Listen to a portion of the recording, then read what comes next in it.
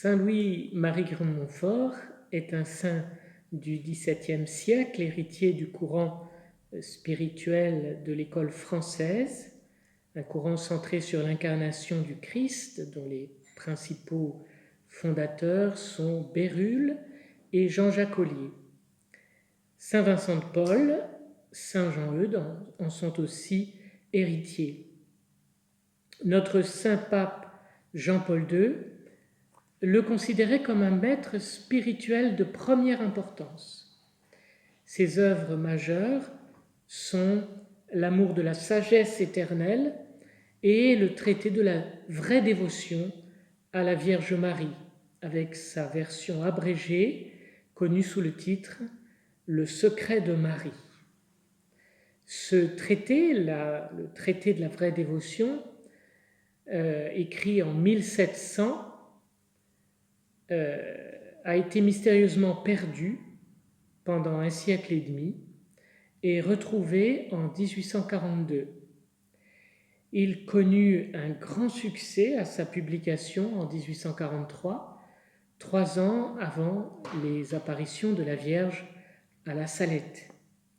Grignon de Montfort est canonisé en 1947 par le pape Pie XII.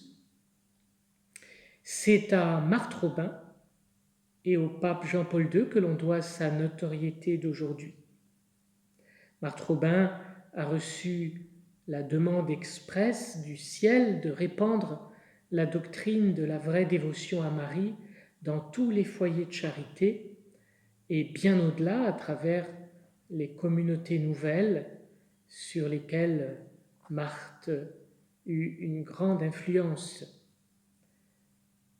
Lorsque le supérieur général des Montfortins rendit visite à Marthe, elle s'exclama « Le père de Montfort, quel saint extraordinaire !» Quand il écrivait le traité de la vraie dévotion à la Sainte Vierge, il était directement sous la dictée du Saint-Esprit. Jean-Paul II aussi va contribuer à faire connaître Grignon de Montfort en présentant le traité de la vraie dévotion comme une œuvre majeure pour notre temps.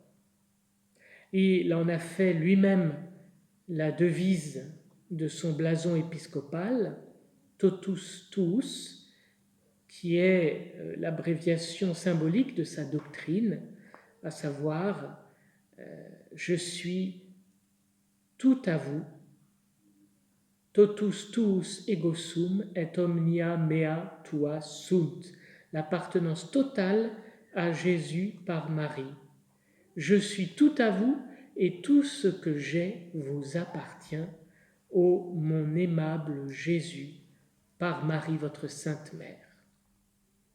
Jean-Paul II en a fait la découverte quand il se préparait clandestinement au sacerdoce comme ouvrier à l'usine de soude. Cette dévotion, écrit-il, est indispensable à qui entend se donner sans réserve au Christ et à l'œuvre de la rédemption. Pour lui, cette doctrine mariale est authentique car elle est centrée sur le Christ et bien enracinée au cœur du mystère trinitaire. Jean-Paul II s'est rendu en septembre 1996 à Saint-Laurent-sur-Sèvre pour se recueillir sur sa tombe, tant sa doctrine a profondément marqué sa vie. On peut dire aussi que de nombreuses apparitions mariales ont contribué à propager l'esprit de cette dévotion. À titre d'exemple, je citerai un message donné par Jésus à San Nicolas en Argentine, des apparitions reconnues par l'évêque, à une mère de famille appelée Gladys. En décembre 1989, elle reçoit ce message de Jésus, donc je le cite, « Dans le passé, le monde a été sauvé par l'arche de Noé. Aujourd'hui, l'arche, c'est ma mère. C'est par elle que les âmes se sauveront parce que je les conduirai à moi. Qui refuse ma mère, me refuse. Fin du message. Totus tuus, tout à Jésus par Marie. Ce n'est pas un chemin parmi d'autres, c'est, on pourrait dire, le chemin le plus court pour aller au ciel.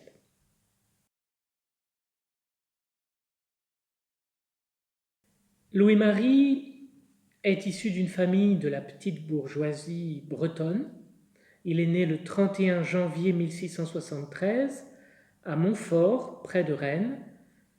Il est le second d'une famille de, tenez-vous bien, 18 enfants, dont 7 mourront en bas âge, dont l'aîné.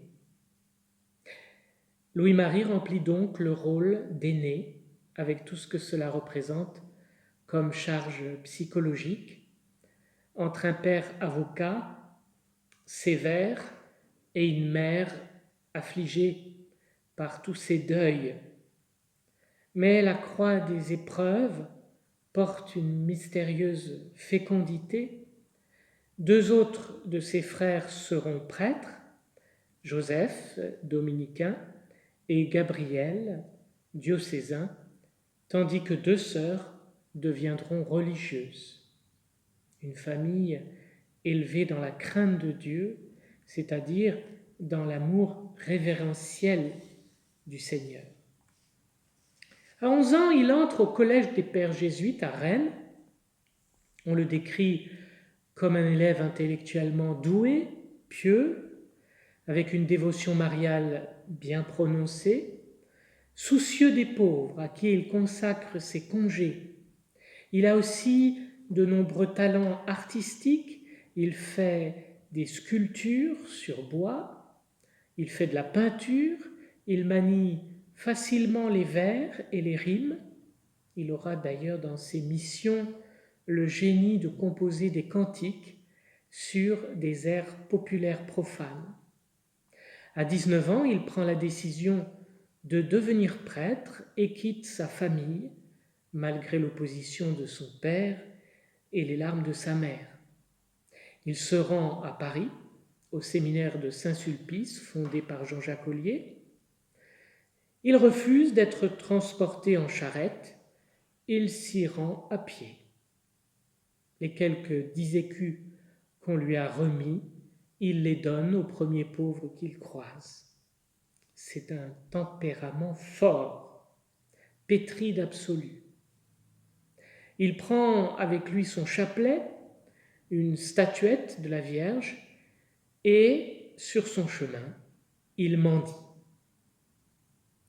Pour payer sa pension, il apprend à se contenter de peu d'heures de sommeil, car il a choisi de veiller les morts la nuit, une nuit sur 2. Il étudiera pendant 7 années auprès des prêtres de Saint-Sulpice, où il acquiert une solide formation à la fois théologique et spirituelle qui lui serviront bien dans ses missions. Il est ordonné prêtre à 27 ans, le 5 juin 1700.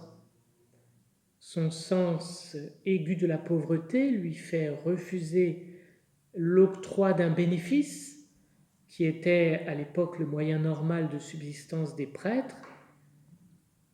Une seule passion l'anime, évangéliser les pauvres et communiquer son amour du Christ crucifié et de sa Sainte Mère. Sa manière radicale de vivre l'Évangile, en étant pauvre parmi les pauvres et abandonné à la Providence, tout comme sa parole tranchante pour dénoncer toutes les formes de compromission, lui valent d'un côté l'affection des pauvres et des petits, des conversions en grand nombre, et de l'autre, vous vous en doutez, l'hostilité de ceux qu'il dérange. À cause de son zèle, qui est le zèle des saints d'exception, ses premières années de ministère connaissent une grande instabilité liée aux incompréhensions dont il fait l'objet. Il est ballotté entre Paris, Nantes et Poitiers.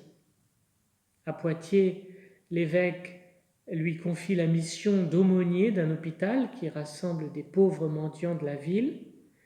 C'est à cette période, il n'a que 29 ans, qu'il réunit le premier noyau d'une communauté de femmes issues de la pauvreté qui constituera 10 années plus tard, en 1715, un an avant sa mort, la congrégation des Filles de la Charité, dont la supérieure sera Marie-Louise Trichet, que le pape Jean-Paul II béatifiera.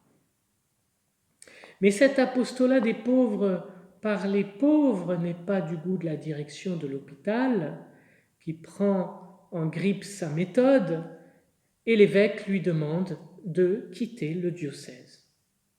On lui confie alors à Paris l'aumônerie de l'hôpital de la Salpêtrière, et là non plus, il n'y reste pas longtemps, 4 mois seulement, car son zèle à défendre les pauvres le rend indésirable, et il en est chassé. Au gré de toutes ces épreuves, il apprend à s'en remettre entièrement à Dieu. Sa devise, Dieu seul, et il se donne de manière irrévocable au Christ par Marie. En 1704, il est plébiscité par les pauvres de Poitiers et finalement convié par le nouvel évêque à y retourner. Il s'y dépense sans compter, mais au bout d'un an, il y est à nouveau chassé. Avec le soutien de l'évêque, il donne des missions dans le diocèse, missions qui portent beaucoup de fruits, mais là encore, ses prédications déchaînent les foudres des gens, on va dire, un peu trop installés. Il a un caractère entier et déterminé, et il est surtout plein de foi, avec la fougue du prophète. Il y a une anecdote racontée dans sa biographie qui est assez révélatrice de son tempérament. Un jour, il se rend avec son fidèle compagnon Mathurin chez sa sœur, converse à l'abbaye de Fontevraud. La sœur portière ne le reconnaît pas. Il demande simplement la charité pour l'amour de Dieu, mais alors qu'on lui demande son nom, il refuse de le donner en disant « Mon nom importe peu. Ce n'est pas pour moi, mais pour l'amour de Dieu que je vous demande la charité. » Agacée, la supérieure renvoie le visiteur sans rien lui donner. Et au moment de la récréation, les sœurs sont rapidement informées de l'incident et à la description que l'on fait de l'individu, la sœur de Crillon de Montfort comprend qu'il s'agit de son frère. Alors confuses, les sœurs s'empressent de le rattraper et le prient de revenir au monastère. Mais rien à faire. Il leur dit « Madame l'abbesse n'a pas voulu me faire la charité pour l'amour de Dieu. Maintenant, elle me l'offre pour l'amour de moi. Eh bien, je la remercie. » Et il continue sa route. Il ne faut pas s'imaginer que ces déboires ne l'affectent pas. Il passe par des tourments et il s'interroge sur la volonté de Dieu. Doit-il continuer à prêcher en France, d'autant que l'évangélisation des terres lointaines l'attire? Finalement, il décide de se rendre auprès du pape Clément XI à Rome, toujours à pied, en 1706. Le pape lui confirme sa mission en France et lui demande une grande soumission aux évêques. Il a 33 ans lorsque le pape lui donne le titre très envié de missionnaire apostolique. Durant une dizaine d'années, il prêche des missions paroissiales et des retraites dans tout l'ouest de la France, entre 150 et 200 missions. Il captive parce qu'il prêche dans un langage simple et l'Esprit Saint lui inspire de donner à chacun la parole de lumière qu'il lui faut. Il transmet si bien l'amour de Dieu et la réalité de l'ingratitude des pécheurs que les cœurs s'ouvrent au repentir. Et en confession, il lui arrive, comme le saint curé d'Ars, de lire dans les cœurs, comme dans un livre ouvert. Il est aussi prophète. Il annonce par exemple que des choses admirables arriveront sur la terre lorsque le Saint-Esprit descendra dans un déluge de feu et qu'il trouvera dans les âmes son épouse très chère, Marie. Il dit que le Saint-Esprit les remplira de ses dons et particulièrement du don de sagesse pour opérer des merveilles de grâce. C'est dans la vraie dévotion au numéro 217. Dans ses missions, il a le génie des belles processions qui touchent le cœur, avec des cantiques qu'il a lui-même composés sur des airs populaires. Il donne le goût du rosaire, il érige des calvaires, transmet l'amour de la croix, supporté pour la gloire de Dieu et le salut des âmes. Le but qu'il veut atteindre est simple: renouveler chez les chrétiens les promesses de leur baptême. Les épreuves ne le quittent pas durant ses missions, mais il y voit le ferment de sa fécondité apostolique. L'une de ses grandes humiliations fut d'être empêché d'inaugurer son monumental calvaire de Pontchâteau, en Loire-Atlantique, alors qu'il avait réussi à mobiliser de manière bénévole des milliers d'ouvriers de toute la contrée pendant une année. Le jour de l'inauguration, c'était le 14 septembre 1709, en la fête de la Croix glorieuse, on lui fait lire une lettre de l'évêque de Nantes lui faisant savoir qu'un interdit venant de Louis XIV ordonnait la destruction du calvaire. Il poursuit les missions jusqu'à l'année de sa mort en 1716. Il meurt littéralement d'épuisement le 28 avril à la fin de sa mission à Saint-Laurent-sur-Sèvre. Il embrasse successivement le crucifix dans sa main droite et une petite effigie de la Vierge dans sa main gauche, disant « C'est en vain que tu m'attaques. Je suis entre Jésus et Marie. » Puis il dit « Deo gratias et Mariae. Je suis au bout de ma carrière, c'en est fait, je ne pécherai plus. » Ce sont ses dernières paroles. Plus de 10 000 personnes l'accompagneront jusqu'à sa sépulture dans la chapelle Notre-Dame de l'Église de Saint-Laurent-sur-Sèvre. Cela en dit long sur la fécondité de ses missions. 6 ans après sa mort, ses premiers disciples masculins se regroupent pour constituer la Compagnie de Marie, les pères et frères Montfortin, chargés de renouveler l'esprit des chrétiens, puis plus tard sera érigée la congrégation des frères de Saint-Gabriel, destinée à l'enseignement des plus pauvres. Sa doctrine est une doctrine christocentrique et non mariocentrique. C'est sûr, Grillon de Montfort aime la Vierge depuis l'enfance. Il recourt souvent à elle. Il aime prier devant son effigie. Il pratique très tôt le chapelet. Il le récite et le fait réciter inlassablement, car il y voit un moyen infaillible pour convertir les plus grands pécheurs et conduire les âmes à la sainteté. Il écrit dans son traité « L'amour de la sagesse éternelle », je le cite, « Pour moi, je ne trouve rien de plus puissant pour attirer le règne de Dieu, la sagesse éternelle au-dedans de nous que de joindre l'oraison vocale et mentale en récitant le Saint-Rosaire et en méditant les 15 mystères qu'il renferme.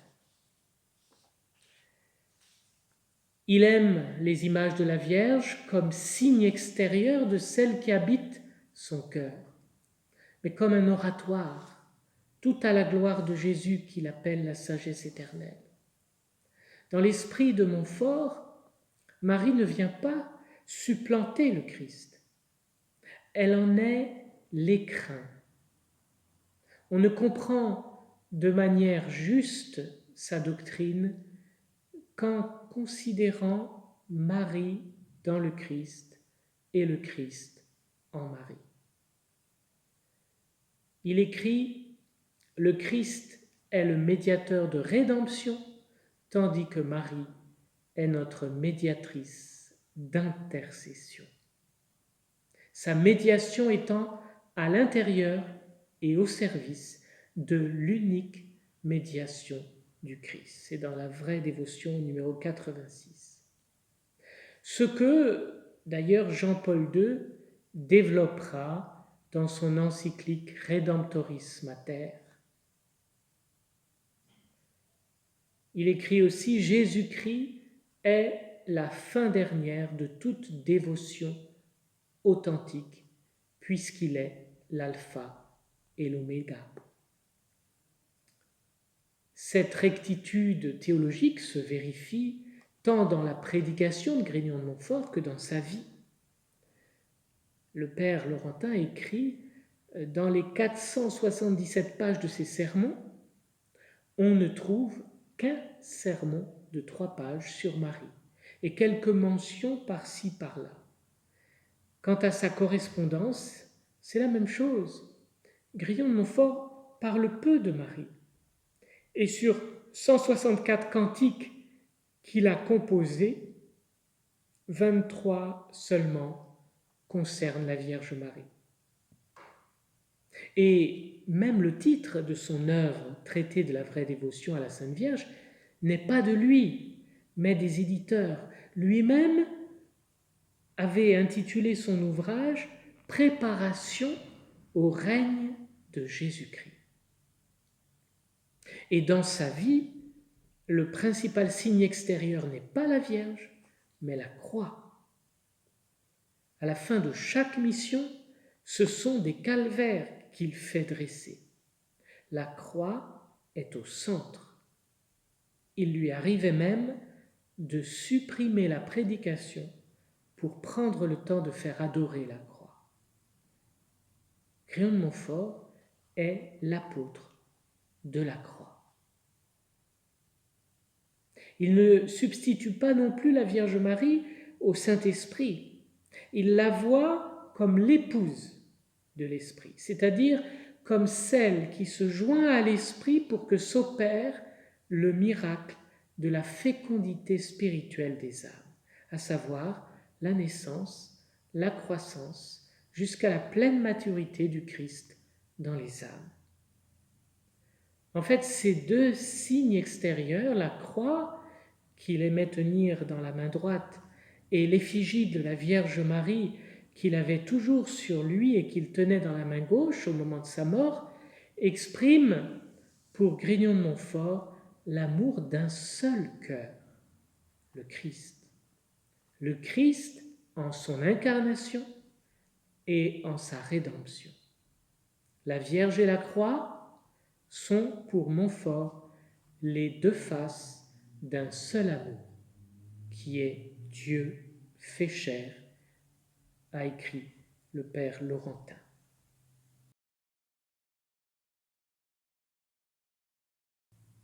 Comme je le disais, le traité de la vraie dévotion à Marie a une version abrégée intitulée « Le secret de Marie ». Grignion de Montfort l'a écrit à l'usage de l'une de ses dirigées.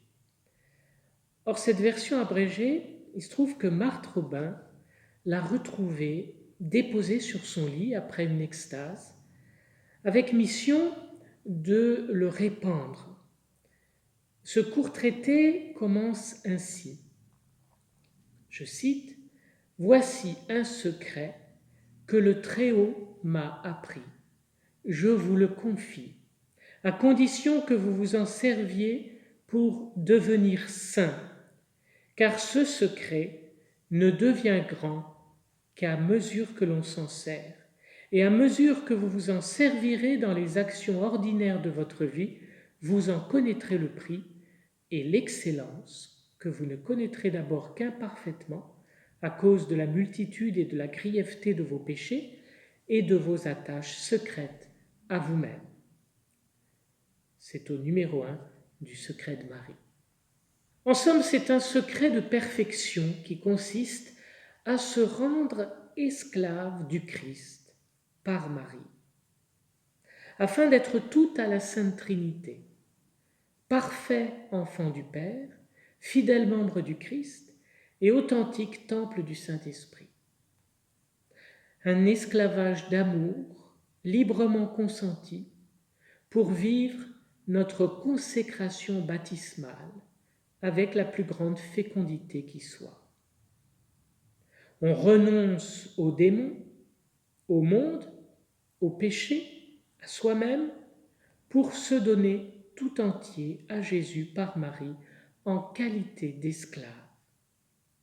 Cette expression esclave est utilisée par saint Paul au verset 1, premier chapitre de saint Paul aux Romains. Et il ne faut pas y voir une sorte d'aliénation, puisque le maître en question n'est pas une créature, mais le Créateur, qui est amour, qui est l'auteur de tout bien. Grignon de Montfort explique que le simple serviteur exige un salaire de son maître, un salaire dont il fait ce qu'il veut, tandis que l'esclave, lui, n'exige rien. Il dépend totalement de son maître pour tout, pour le logement, pour la nourriture, pour le vêtement. Il exécute tous les travaux demandés, si pénibles qu'ils soient. Il n'attend aucun salaire, aucun remerciement. Il s'abandonne entièrement entre les mains du maître. Et cela, c'est le sommet de l'amour, puisque c'est une dépendance absolue, librement consentie au Créateur qui n'est qu'amour. Il y a un principe théologique sous-jacent à cette dévotion qui est cher à l'école française, mais qui parcourt bien d'autres courants spirituels, c'est de dire que seul Dieu est source de valeur et de liberté. La créature n'est rien par elle-même. La créature ne trouve sa valeur, son épanouissement, sa liberté qu'en dépendance à Dieu. Cela veut dire qu'une créature qui pose un acte libre comme celui de dire fiat, c'est toujours sous l'influence de la grâce. Il faut donc être totalement, radicalement dépendant de Dieu pour atteindre sa pleine stature d'homme et une pleine fécondité spirituelle. Saint Paul l'a bien compris. En étant l'esclave du Christ, plus rien ne nous appartient. Tout devient balayure et vanité. Et donc on devient pleinement libre et pleinement heureux de ce que Dieu nous donne, et on ne sait plus faire autre chose que de s'abandonner à lui. Passer par Marie pour être tout au Christ est le moyen le plus sûr pour être parfaitement uni à Dieu, dit Grignon de Montfort. Pour une raison simple, parce que c'est le chemin de la plus grande humilité. Dieu l'a pris pour venir à nous. Il aurait pu venir à nous sans passer par Marie. Rien n'est impossible à Dieu. Jésus est notre modèle. Il est le chemin, comme il se désigne lui-même. Qui suis-je, moi? pour prétendre prendre un chemin différent qui serait soi-disant plus direct. Non. Il faut, dit Grignon de Montfort, pour monter et s'unir à Dieu, se servir du même moyen dont il s'est servi pour descendre jusqu'à nous. Et ce moyen, c'est une vraie dévotion à la Sainte Vierge. Jésus, le Fils de Dieu, a voulu dépendre de sa mère Marie pour ce qui est de sa nature humaine, de son cœur humain, à plus forte raison, nous qui sommes de pauvres pécheurs. Et puis, Marie n'est pas une créature tout juste plus sainte que les autres.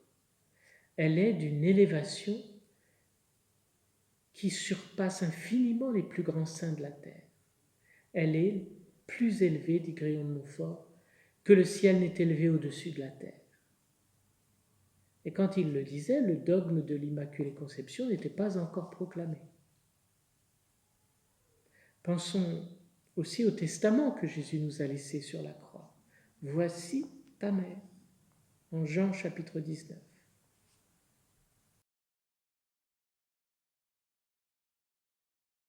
Pour nous faire comprendre le rôle de Marie, Grignon de Montfort utilise une image très évocatrice, celui du moule, qui est une expression empruntée à saint Augustin dans son Sermon 208. En gros, il écrit qu'un sculpteur peut faire une sculpture de deux manières.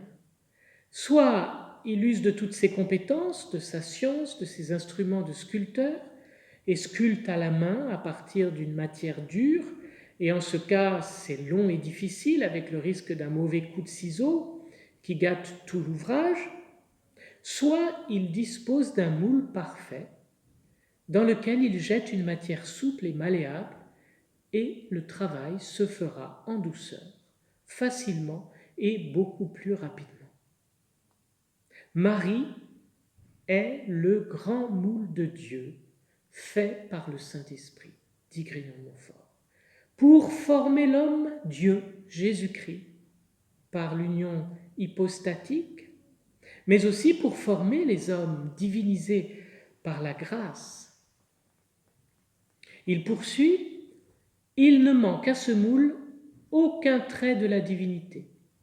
Quiconque y est jeté et se laisse modeler, y reçoit tous les traits de Jésus-Christ, vrai Dieu, d'une manière douce et proportionnée à la faiblesse humaine, sans beaucoup d'agonie et de travaux.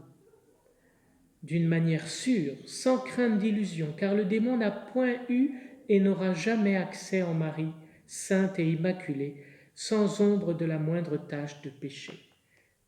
Fin de citation, au numéro 17 du Secret de Marie.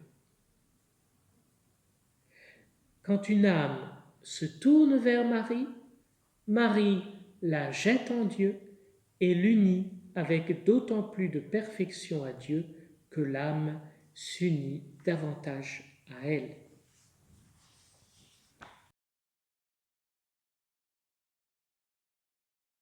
Concrètement, Grignon de Montfort nous invite à faire un acte de consécration où l'on consacre librement à Marie toute notre personne, notre corps, notre âme, nos biens extérieurs, notre argent, notre maison, notre famille, nos biens intérieurs, nos qualités, nos vertus, nos mérites, etc. Le droit que l'on a de disposer de soi-même, de la valeur de nos prières, de nos aumônes, de nos pénitences, de nos bonnes œuvres, tout cela est mis à l'entière disposition de la Sainte Vierge qui en fait ce qu'elle veut pour la plus grande gloire de Dieu. Cet acte de consécration peut se faire chaque année, chaque mois, chaque semaine, chaque jour. Mais le secret de Marie, qui nous fait devenir l'esclave de Jésus par Marie, ne se réduit pas à cet acte, à la simple formulation d'une prière, aussi puissante soit-elle. Le plus difficile, dit Grignon de Montfort, est d'en vivre l'esprit au quotidien. Cela veut dire accomplir toute chose avec Marie, en Marie, par Marie et pour Marie. Alors faire toute chose avec Marie, cela veut dire regarder Marie comme notre modèle pour l'imiter dans ses vertus. Concrètement, il faut méditer sa vie, son comportement, ses vertus, par exemple à travers les mystères du rosaire. Et il faut se demander en chaque situation ce que ferait Marie. Faire toute chose en Marie, c'est-à-dire vivre dans son cœur immaculé pour y puiser la vie de la grâce qui est Jésus.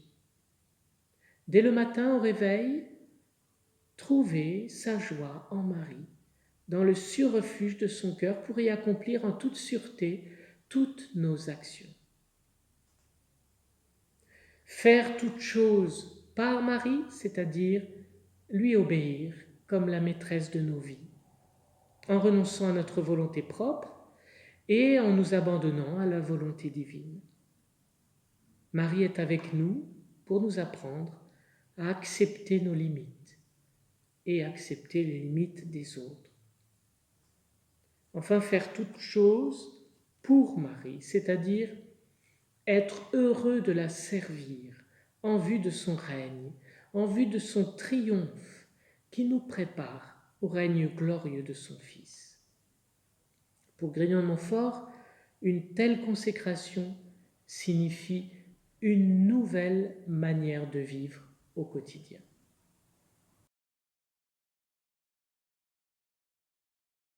La vraie dévotion à Marie que nous enseigne Grignon de Montfort nous fait passer d'une dévotion populaire un peu superficielle à une voie radicale de sainteté, qui nous fait hâter l'heure du triomphe du cœur immaculé de Marie en vue du règne glorieux de notre Seigneur.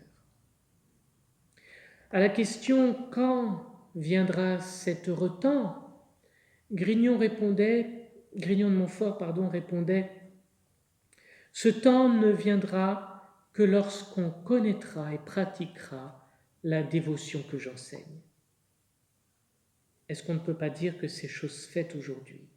Car cette dévotion est connue et pratiquée dans le monde entier. Rappelons-en l'esprit, demeurer en Marie comme dans un oratoire pour faire toutes nos actions en elle, que son cœur, son âme soient en nous et deviennent notre cœur et notre âme, de sorte que nous fassions tout par elle, en parfaite obéissance aux motions de l'Esprit Saint. Le fruit de cette présence continuelle de Marie dans l'âme est l'épanouissement de toutes les vertus, surtout l'humilité et la charité, ainsi que la liberté intérieure qui nous fait accueillir paisiblement les croix de l'existence. Bien sûr, le Christ est libre de nous sauver sans cette dévotion, mais le but de notre vie consiste-t-il seulement à se sauver ou à devenir saint pour travailler au salut de tous ? Ayons cette ambition, la seule d'ailleurs qui soit vraiment nécessaire. Jean-Paul de la Hue, et quel magnifique pontificat fut le sien.